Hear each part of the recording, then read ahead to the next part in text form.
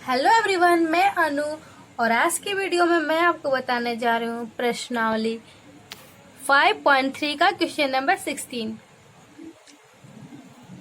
Question क्या है? लिखा है किसी स्कूल के विद्यार्थियों को उनके समग्र शैक्षिक प्रदर्शन के लिए 7 नगद पुरस्कार देने के लिए 700 रुपए की राशि दी गई है। मतलब 7 पुरस्कार बांटने के लिए खरीदने के लिए 700 रुपए दिया गया है। यदि प्रत्येक पुरस्कार अपने से ठीक पहले पुरस्कार से 20 रुपए कम है तो प्रत्येक पुरस्कार का मान ज्ञात कीजिए। हमें ये नहीं दिया गया है कि पहला पुरस्कार कितने का और दूसरा पुरस्कार कितने का है, ये चीज नहीं दिया गया है।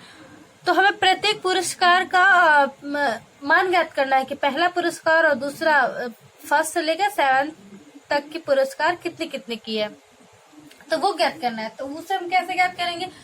तो हमें कुछ मालूम नहीं है, तो हम लिखते हैं कि माना कि पहला पुरस्कार की राशि क्या है, x, और फिर क्या दिया हुआ है कि दूसरा पुरस्कार की राशि जो होगी वो पहले पुरस्कार की राशि से 20 रुपए कम होगी। तो देखिए यहाँ पे 7 पुरस्कार के लिए 700 रुपए दिया गया है, तो इस 7 इक्वल टू 700 लिखेंगे, क्योंकि 7 पुरस्कार खरीदने के लिए जोड़कर पैसा मिला है हमें 700। ठीक है, तो अब हम यहाँ पे लिख सकते हैं कि माना कि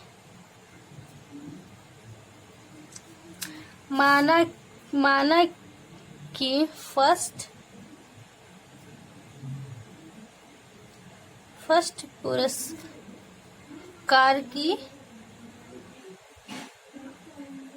राशि इक्वल टू x, हमें मालूम नहीं है। अब प्रश्नानुसार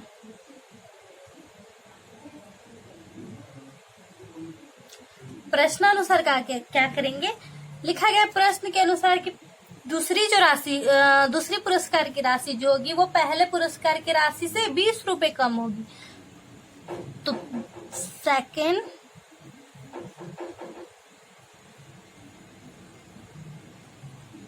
पुरस्कार की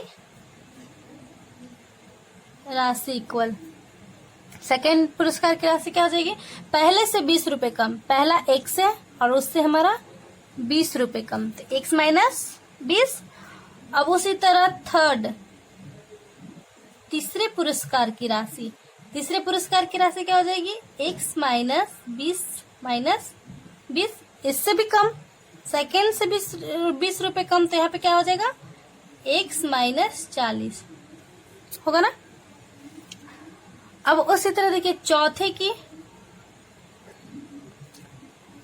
फोर्थ की क्या हो जाएगी? x minus 40 minus 20, x minus 60, minus जुड़ता है, साइन माइनस का होता है। फिफ्थ की ऐसे करके हम क्या 7 तक का निकालेंगे, तो x minus 60 minus 20, x minus 80, sixth का x minus 80 minus 20, x minus 100। अब उसी तरह सेवेंथ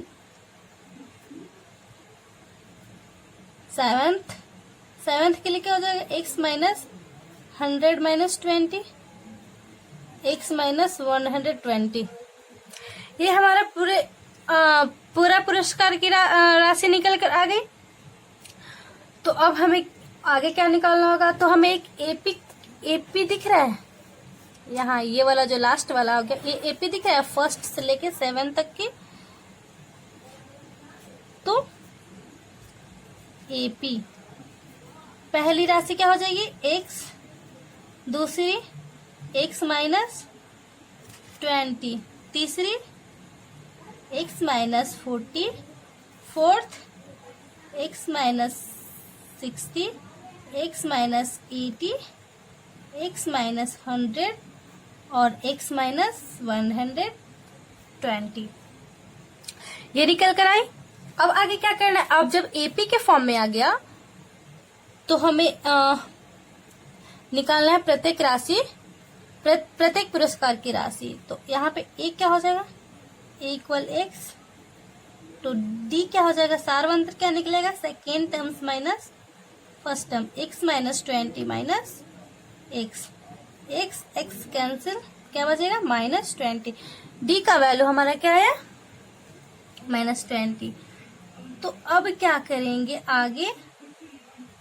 आगे हमारा एस एन निकालते हैं। एन ही ना निकलेगा, एन नहीं निकलेगा। एक्स का वैल्यू S7 दिया हुआ है, यहाँ पे 7 पुरस्कार की राशि दी गई है 700 रुपए।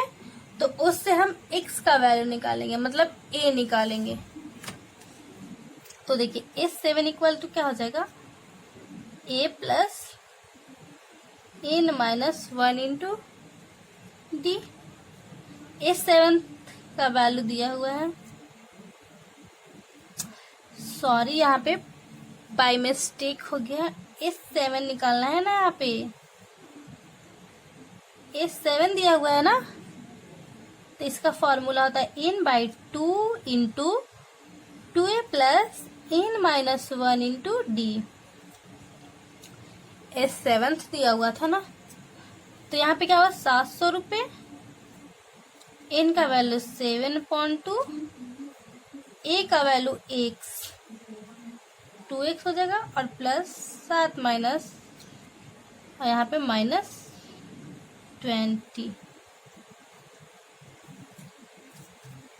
आ गया। अब देखिए कट गया,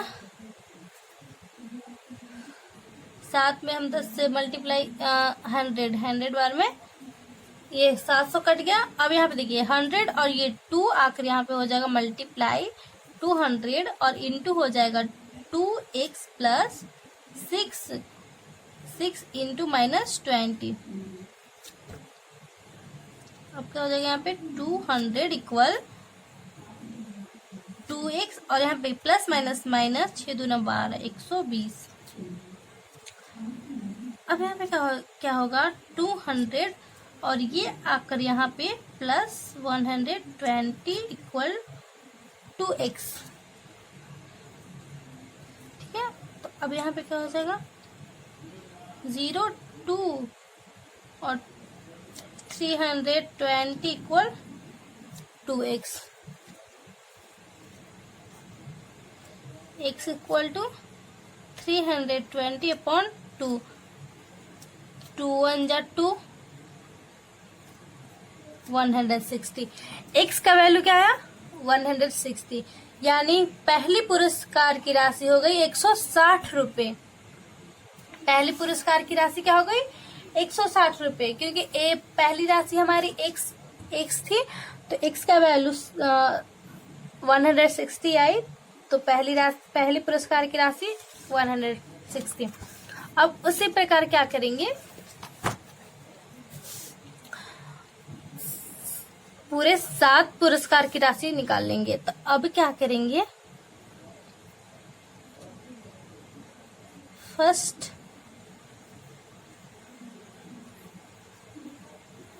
प्राइस की राशि इक्वल x क्या है 160 160 रुपये। उसी तरह सेकेंड क्या था हमारा, देखिए सेकेंड क्या था x माइनस 20। तो सेकेंड के लिए क्या हो जाएगा x माइनस 20, x का वैल्यू 160 माइनस 20 140 रुपये। उसी तरह थर्ड के लिए क्या हो जाएगा x minus 40 equal 160 minus 40 120। Fourth के लिए x माइनस 60 160 माइनस 100। फिफ्थ के लिए x माइनस 80 160 माइनस 80 सिक्स्थ के लिए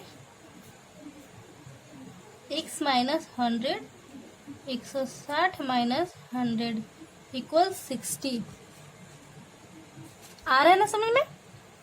सेवेंथ के लिए क्या हो जाएगा, x माइनस 120 इक्वल 160 माइनस 120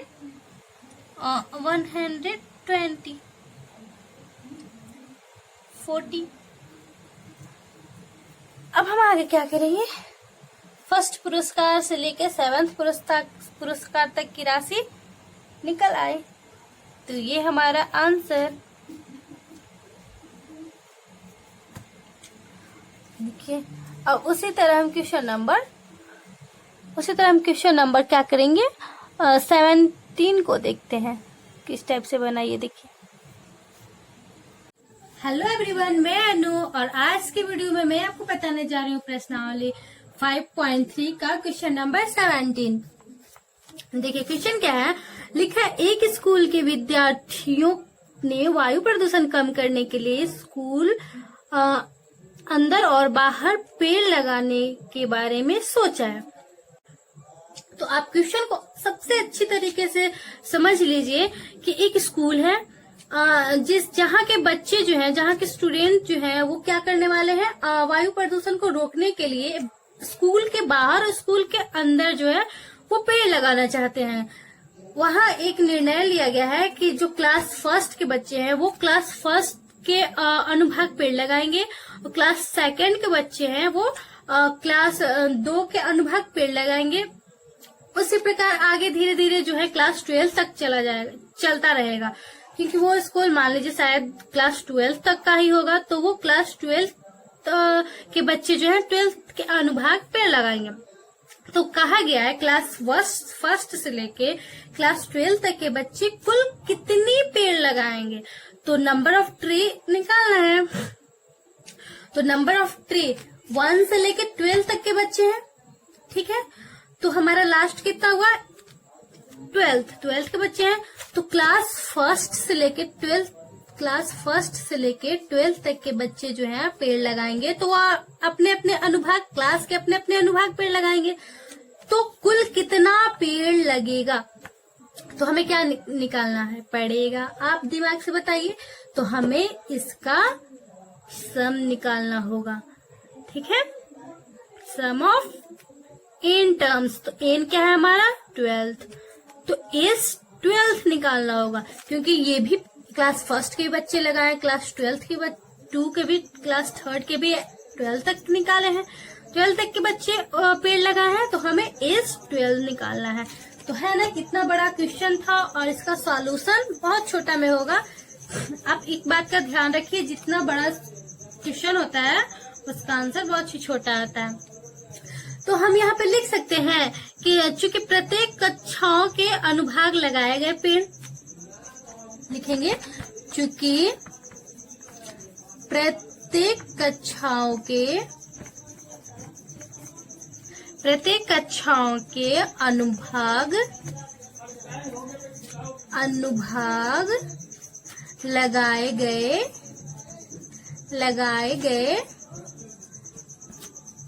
पेड़, ठीक है, लगाए गए पेड़। तो क्लास फर्स्ट से लेकर 12 तक का है, तो ये एक AP1 कराएगा, तो इक्वल टू यहाँ लिख देते हैं, इक्वल क्या आएगा, क्लास फर्स्ट, सेकेंड, थर्ड अनुभाग, फोर्थ अनुभाग, ऐसे करते करते 12th अनुभाग पेड़ लगेगा। तो हमें यहाँ पे ये A इक्वल टू क्या हो जाएगा, A इक्वल टू 1, ये एक AP हमें दिख रहा है, तो AP में हमारा पहला पद A हो गया, और D क्या हो जाएगा, second terms minus first term, तो क्या आ जाएगा 1, D हमारा 1 आया। अब निकालना क्या है, इस 12th पेड़ों की संख्या ज्ञात करना है, नंबर ऑफ ट्री, तो हमें इस 12th निकालना है, ठीक है। तो बस ये फॉर्मूले से चलते हैं। We know that is 12th is equal to n/2 into 2a plus n minus 1 into t। S twelfth upon 2 into a का वैल्यू 1 प्लस इन 12 माइनस 1 और डी का वैल्यू 1। अब इससे क्या होगा, 6 इंटू 2 प्लस 12 में से 1 गया 1 और 1 से मल्टीप्लाई किए 11। ठीक है, अब यहाँ पे क्या हो जाएगा, 6 इंटू 11 इंटू 13 हुआ। तो 13 में 6 से जब मल्टीप्लाई करेंगे तो 78। ठीक है, तो 78 तो आ गया, क्या आया 78 हमारा आ गया ये S12 का वैल्यू। और क्या लिखा है, कुछ और लिखा है। हाँ, इसमें और क्या लिखा है, प्रत्येक कक्षा के 3 अनुभाग हैं। प्रत्येक कक्षा के 3 अनुभाग हैं। तो यहाँ पे प्रत्येक कक्षा के 3 अनुभाग दिए हुए हैं। ठीक है, तो हमें S12 निकल गया, मतलब क्या 12 तक के बच्चों द्वारा लगाया गया पेड़ निकल गया। वो क्या है, 78 पेड़ लगाएंगे। जब क्लास 1 से लेकर 12 के बच्चे जो है 78 पेड़ लगाएंगे। लेकिन इसमें और क्या कर रहा है कि प्रत्येक कक्षा के 3 अनुभाग हैं। तो यहाँ पे लिखेंगे, अब चूंकि प्रत्येक कक्षा के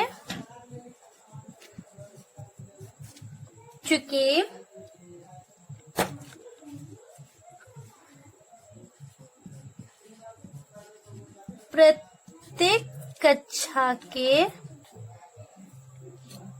लिए 3 अनुभाग हैं। प्रत्येक कक्षा के लिए कितने अनुभाग हैं,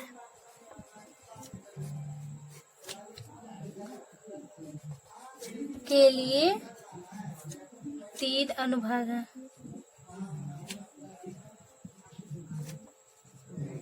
3 अनुभाग हैं, इसलिए प्रत्येक कक्षा के लिए 3 अनुभाग है। हमारा कितना है, 78। तो 3 इंटू 78, 8 या 24 और 7 या 21 और 2 21 और 2 23। मतलब कि जो पूरा टोटल है 234 पेड़ लगेगा क्लास 1 से लेकर क्लास 12 तक के बच्चों के। अब उसी प्रकार हम क्वेश्चन नंबर 18 को देखते हैं। क्वेश्चन नंबर 18 क्या है वो देखते हैं। क्वेश्चन नंबर 18 क्या लिखा है कि केंद्र ए से प्रारंभ करते हुए बारी बारी से केंद्र ए और बी को लेते हुए त्रिज्याएं 0.5 सेंटीमीटर, 1.0 सेंटीमीटर, 1.5 सेंटीमीटर और 2.0 सेंटीमीटर वाले उत्तरोत्तर अर्धवृत्तों को खींचकर एक स्पाइरल बनाया गया है, मतलब सर्पिल बनाया गया है, जैसा कि आकृति 5.4 में दर्शाया गया है। 13 क्रमागत अर्धवृत्तों से बने इस स्पाइरल की कुल लंबाई क्या है। पाई का वैल्यू 22/7 लिखिए। देखिए,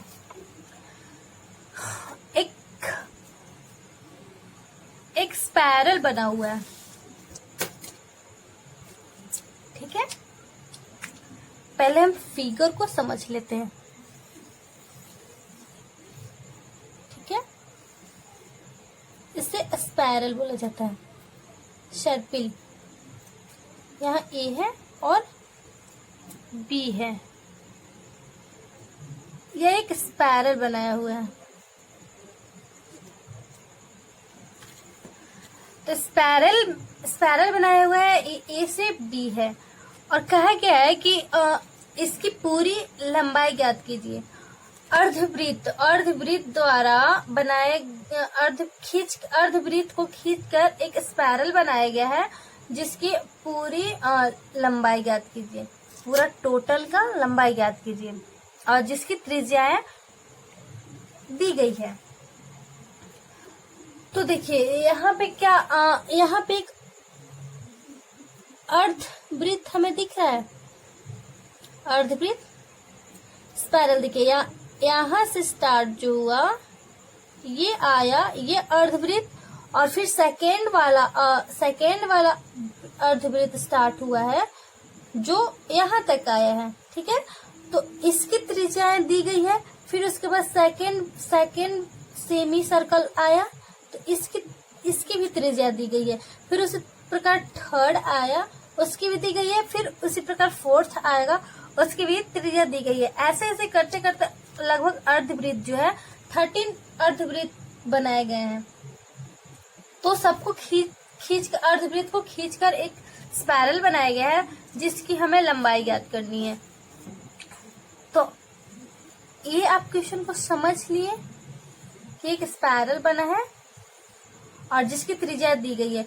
तो अर्धवृत्त, तो हम क्या करें, मान लीजिए ये एक वृत्त बना हुआ है जो पूछा जाएगा कि इसकी हमें पूरी लंबाई ज्ञात कीजिए, ठीक है। इसको खींचकर लंबा कर दीजिए या फिर किसी भी प्रकार में लेकर आइए, लेकिन वो इसका जो जितना वृत्त बना है उसका हमें लंबाई ज्ञात कीजिए। कि मान लीजिए कोई वायर से बनाई होगा तो उस वायर की हमें लंबाई ज्ञात कीजिए कि ये कितनी लंबाई है जिससे ये एक सर्कल बना हुआ है।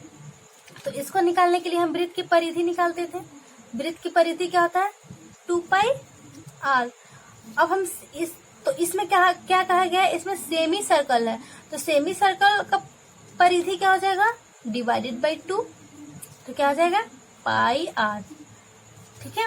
तो देखिए एक ये अर्धवृत्त से बना, फिर उसके बाद फिर ये एक अर्धवृत्त बना 2, फिर इसके बाद 3 ये, फिर 4 ये, ऐसे करते करते पूरा 13 बना है। तो हम एक सेमी सर्कल का परिधि निकाल लेंगे, परिमाप निकाल लेंगे, उसके बाद फिर इसका निकालेंगे। इसका त्रिज्या अलग दिया हुआ है, इसका त्रिज्या अलग दिया हुआ है, फिर इसका त्रिज्या अलग दिया, इसका त्रिज्या अलग दिया है। तो हमें L1 L2 L3 और L4 इससे इंडिकेट कर देते हैं कि L1 L2 और L3 L4 है और सारे लोग का अलग अलग हमें रेडियस दिया गया है। तो हम इसका परिमाप निकालेंगे, फिर इसका परिमाप L2 का निकालेंगे, फिर L2 का निकालेंगे, फिर L3 का निकालेंगे, फिर L4 का निकालकर और फिर हम क्या करेंगे, सबको सम निकाल देंगे। तो क्या हो जाएगा, हमारा पूरा लंबाई निकल जाएगा कि इसका लेंथ कितना है। तो बस वही करना है, परिमाप निकालना है। तो देखिए स्पाइरल है, त्रिज्या पहले जो दिया गया है क्वेश्चन में हम वो लिख लेते हैं। सबका रेडियस दिया गया है, एक फिगर बना लेते हैं इसमें।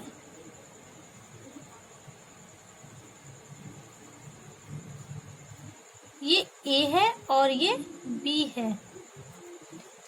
L1 हो गया, L2 second semi circle, third और ये fourth semi circle.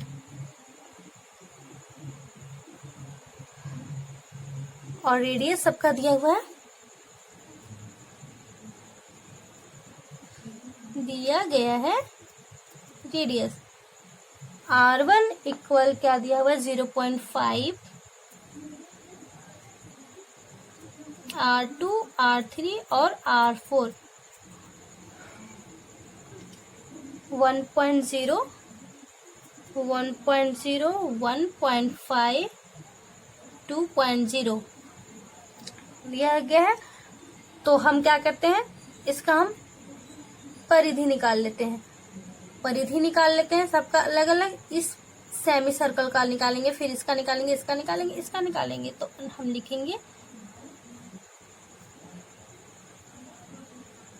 we know that अर्धवृत्त का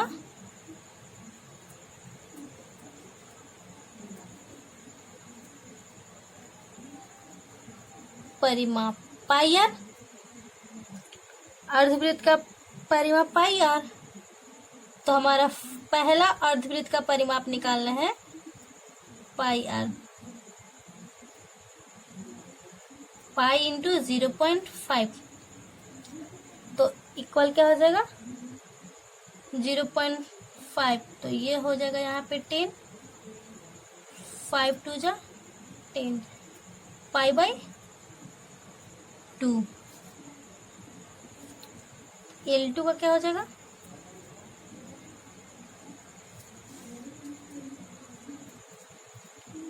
पाई इंटू 1.0।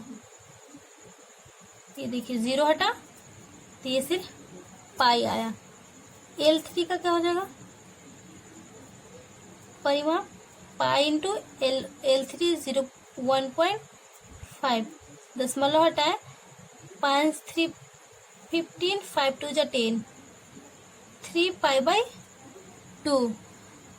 L4 का क्या होगा, पाई इंटू 2.0, 2 पाई। क्या हमें ये एपी के फॉर्म में दिख रहा है, ये तो यहाँ पे एक एपी तैयार होता है, pi by 2 pi, 3 pi by 2 और 2 पाई, ये आ गया। तो अब यहाँ पे इससे क्या लिखा गया है, फिर 13 अर्धवृत्तों से बने स्पाइरल की कुल लंबाई, 13 वृत्तों से बने स्पाइरल की कुल लंबाई ज्ञात करना है। तो हम क्या निकालेंगे, S13 सब निकालना है ना, इसका निकल गया, इसका निकल गया, इसका निकल गया, इसका निकल गया, अब सबका लंबाई ज्ञात करना है। तो S13 निकालेंगे, S13 क्योंकि 13 वृत्त से मिलकर बना है, तो S13 हमें नहीं पता। A इक्वल टू क्या हो जाएगा, इस AP से पाई बाई 2, D का वैल्यू क्या हो जाएगा, pi minus pi by 2, LCM लिए 2 pi minus pi, 2 pi minus pi क्या हो जाएगा, पाई बाई 2। D का वैल्यू पाई बाई 2 और A का वैल्यू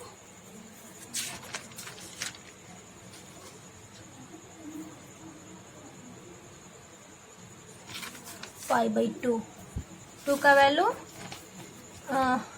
A का value pi by 2।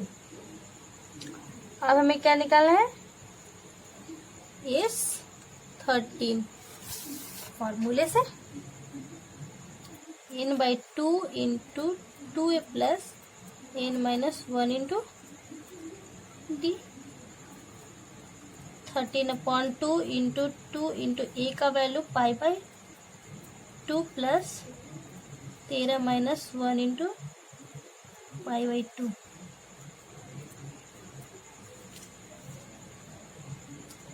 To cancel,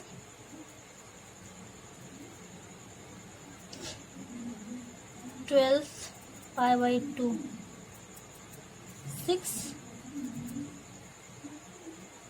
13/2 into pi और 6 पाई 7 पाई। अब यहाँ पे क्या करेंगे, हम पाई का वैल्यू रख देंगे, 22/7 रखने को कहा है, 7 से 7 कैंसिल, 11 दूना 22, 13 इंटू 11, 3/4 और ये 1 इंटू 1, 143, यानी कि 143 मीटर जो ये स्पाइरल बना था। ये देखिए, ये जो स्पाइरल बना था, जो 13 सेमी सर्कल से मिलकर बना हुआ था, वो इसकी लंबाई कितनी हो गई, 143 मीटर। अब आगे देखते हैं क्वेश्चन नंबर 19। नंबर 19 क्या है, क्वेश्चन नंबर 19 क्या लिखा है कि 200 लट्ठों को ढेरी के रूप में इस प्रकार रखा जाता है कि सबसे नीचे वाली पंक्ति में 200 लट्ठे और 20 लट्ठे और उससे ऊपरी पंक्ति में 19 लट्ठे और उससे अगली पंक्ति में 18 लट्ठे इत्यादि। आकृति 5.5 में देखिए 200 लट्ठे कितनी पंक्तियों में रखे गए हैं तथा सबसे ऊपरी पंक्ति में कितनी लट्ठे हैं। क्वेश्चन को अब अच्छे से समझिए। क्या लिखा हुआ है कि जो नीचे वाली पंक्ति है इसमें 20 लट्ठे हैं, इसके ऊपरे व ठीक ऊपरे वाली पंक्ति में 19 लट्ठे हैं और ठीक इससे ऊपरे वाली पंक्ति में 18 लट्ठे हैं। तो कहा गया है कि 200 लट्ठे जो है उसको इस टाइप के ढेरी में रखने के लिए कितनी पंक्तियां बनाई जा सकती हैं और जितनी पंक्तियां बनेंगी तो उससे सबसे ऊपरी वाली, मान लीजिए हमें इतनी सारी पंक्तियां बनेगी तो सबसे ऊपर वाली पंक्ति में कितने लट्ठे होंगे वो ज्ञात करना है। तो सबसे नीचे वाले में 20 है, उसके बाद 19, फिर उसके बाद 18, ऐसे ऐसे आएंगी। तो हम लिखते हैं पंक्तियों में लट्ठों की संख्या, पंक्तियों में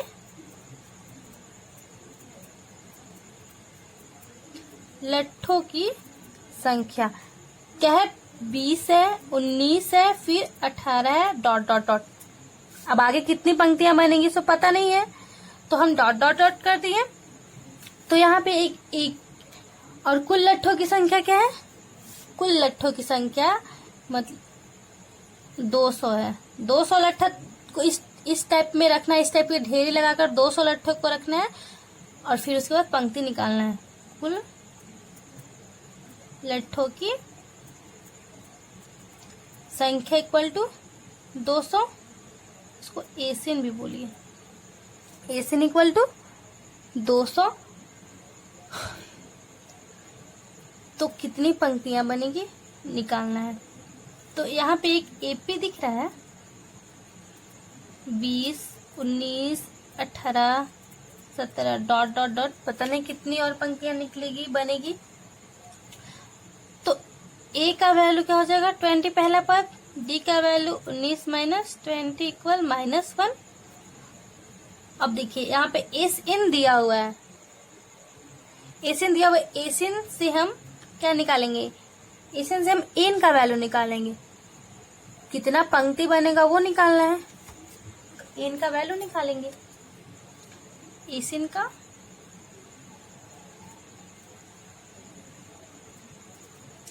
n/2 into 2a plus n -1 into d. S n का वैल्यू 200 है, पूरी कुल टोटल लट्ठे 200 थे, n पता ही नहीं है। 2 इंटू 20 प्लस n -1 इंटू -1,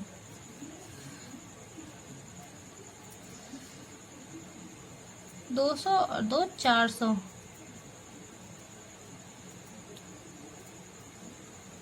अब यहाँ पे देखिए n माइनस n और माइनस माइनस +1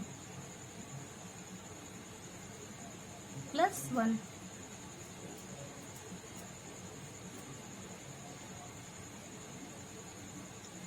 फोर 41 हो जाएगा। तो डायरेक्ट कर देते हैं 41 n और माइनस n²। अब यहाँ देखिए इस साइड आया तो n² माइनस 41 n और +40। फर्स्ट इंटू लास्ट फ्रैक्शन करेंगे तो फर्स्ट इंटू लास्ट करेंगे तो 6। हाँ देखिए यहाँ पे फर्स्ट इंटू लास्ट आप कीजिए 25 मल्टीप्लाई किए तो 400 आया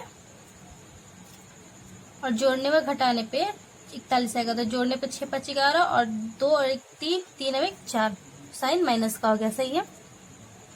अब यहाँ पे n को कॉमन कर लीजिए, n -16 अब -25 को कॉमन कर लेते हैं। तो इस n -16 इक्वल टू 0, n -16 और n -25 इक्वल टू 0, इसलिए n इक्वल टू 16 और n इक्वल टू 25।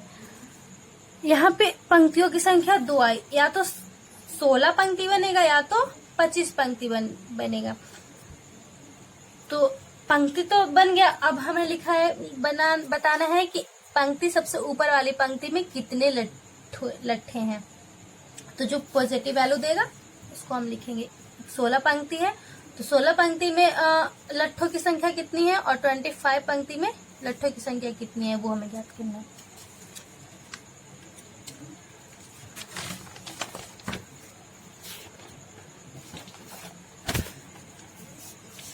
लिखेंगे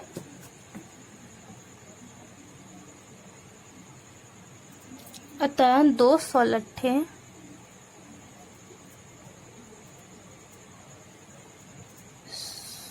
16 और 25 पंक्तियों में रखे गए हैं।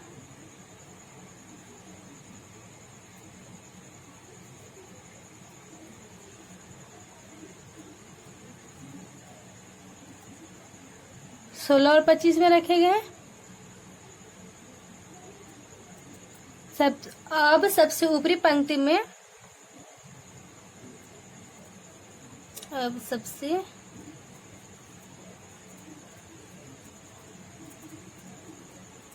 ऊपरी पंक्ति में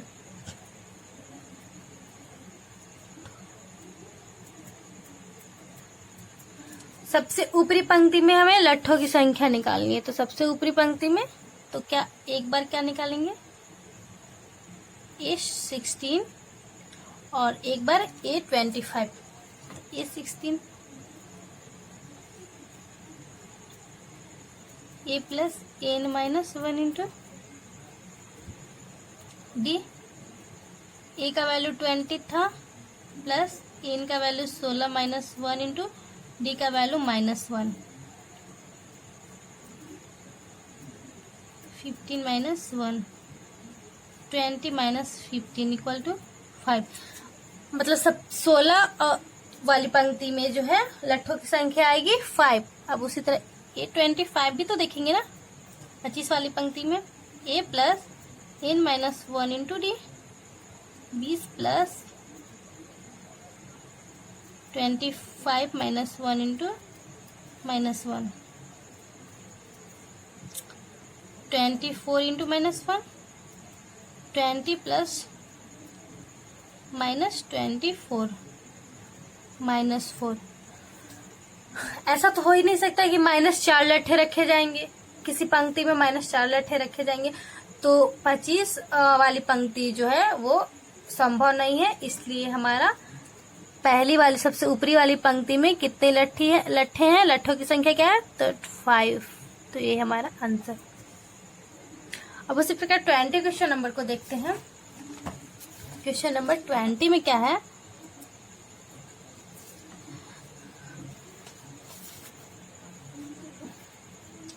लिखा गया एक आलू दौड़ में प्रारंभिक स्थान पर एक बाल्टी रखी हुई है। देखिए क्वेश्चन को समझना है। प्रारंभिक स्थान पे एक बाल्टी रखी गई है, पोटैटो रेस हो रहा है, ठीक है। तो प्रतिभागी जो है यहाँ पे 10 आलू रखा गया है सीधी रेखा में।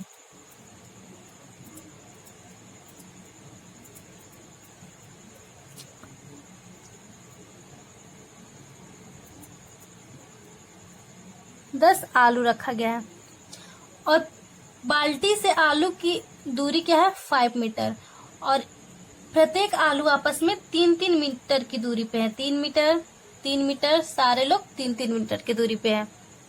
तो कहा गया है प्रतिभागी जो है बाल्टी से चलना प्रारंभ करते हैं और एक आलू को उठाते हैं और फिर वापस एक आलू को बाल्टी में डाल देते हैं और फिर यहाँ से चलना प्रारंभ करते हैं। फिर सेकंड आलू को उठाते हैं और फिर बाल्टी में डाल देते हैं। इसी तरह करते रहते हैं जब तक कि ये पूरे 10 आलू इस बाल्टी में ना डाल दें। इसके लिए एक संकेत भी दिया गया है कि पहले और दूसरे आलूओं को उठाकर बाल्टी में डालने तक दौड़ी गई दूरी क्या है 2 × 5 प्लस 2 × 5 प्लस 3। तो अब देखिए क्या यहाँ पे तो हम इसको कैसे सॉल्व करेंगे। यहाँ से प्रतियोगी जो है यहाँ तक गया 5 मीटर गया, फिर पहला के लिए और फिर सेकेंड आलू को उठाने के लिए जाने की बात कर रहे हैं। तो यहाँ से यहाँ तक गया 5 मीटर, फिर उसके बाद फिर 3 मीटर और बढ़ा, तब जाके सेकेंड आलू मिला, फिर डाला, फिर थर्ड बार में गया तो फिर 3 मीटर और चला थर्ड आलू के लिए, ऐसे ऐसे गया। तो हम पहले आलू की दूरी, दूसरी आलू की दूरी और तीसरी आलू की दूरी को हम निकाल लेते हैं। तो इसके लिए हम सेकंड फिगर बनाते हैं। सेकंड फिगर में क्या होगा, ये बाल्टी है, 10 आलू हैं, एक,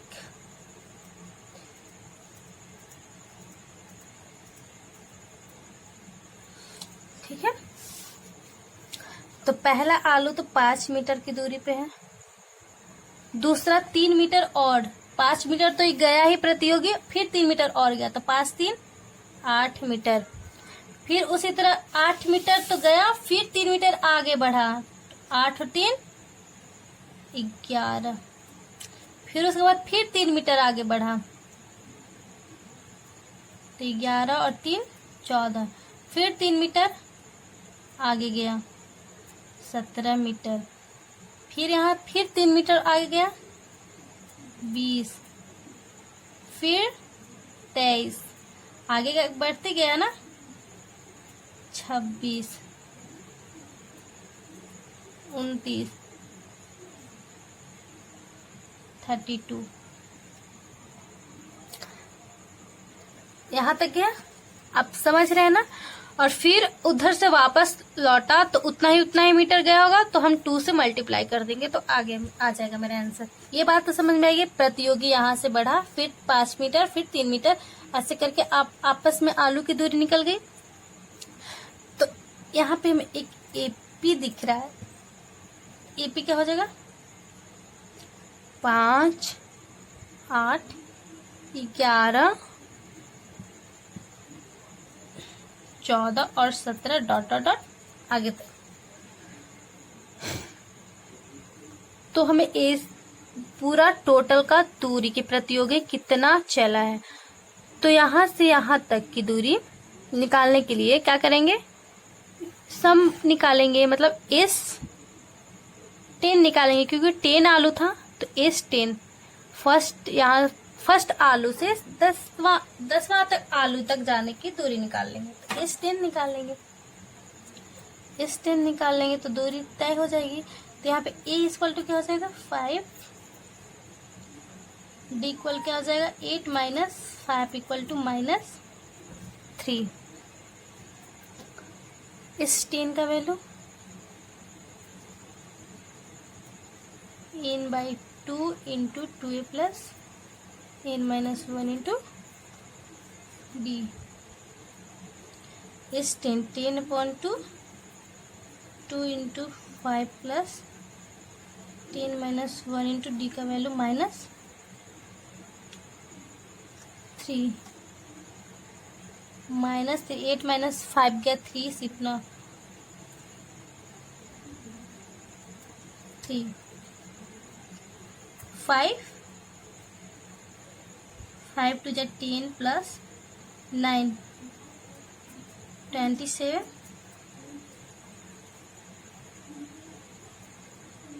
37 क्या हो जाएगा, 35 15 और 3 18 185 मीटर। पूरा टोटल तो 185 मीटर। ये हो गया हमारा यहाँ से यहाँ तक जाने की दूरी, यानी यहाँ से यहाँ तक तय की गई दूरी। अब उधर से वापस भी तो आ रहा है ना, यहाँ से ये 5 मीटर ये भी इंक्लूड है। अब यहाँ से आना है इसको, तो आने के लिए हम क्या करेंगे, 2 से मल्टीप्लाई कर देंगे। अब तय की गई कुल दूरी, तय की गई कुल दूरी इक्वल टू 2 इंटू 185,